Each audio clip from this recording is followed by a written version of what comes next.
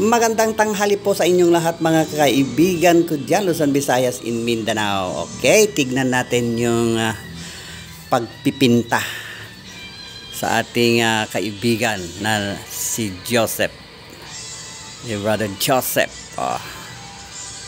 Tignan natin nung gaanong kagaling o strategy sa pagpipinta itong anong tawag yan? Joseph? Ha? Yung ginagawa mo yan? Nara painting. Nara painting. Okay, yung tinatawag na naara painting kakabsat kinigayan. So lapitan natin si brother Joseph para makikita. Iyan na si brother Joseph. Tignan ninyo mga kaibigan. Ito yung strategy niya.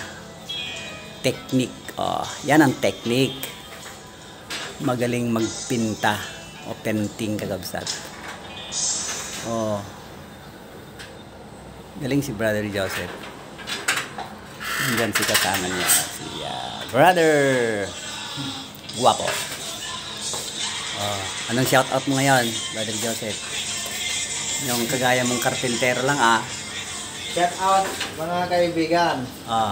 Ganito ang pag-design ng Nara painting. Wood. Naara painting wool. Wood. Wood. Ay, wood. In the wood.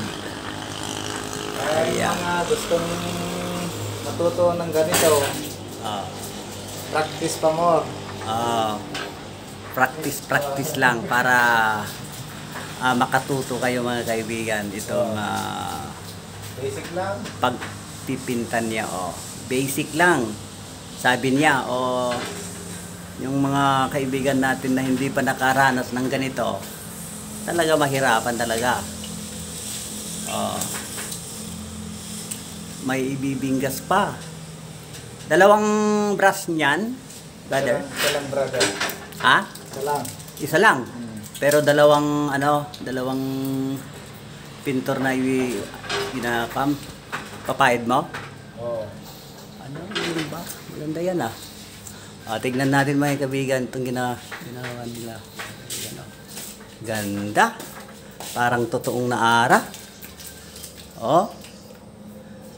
So, thank you mga kaibigan ko dyan. So, alright, nakita nyo iti pagpintor ni brother Joseph. May alipuspos pa parang naara talaga. Galing. So thank you very much sa kayami namin mga kaibigan ko dyan, Luzon, Visayas, in Mindanao. God bless. Praise the name of the Lord.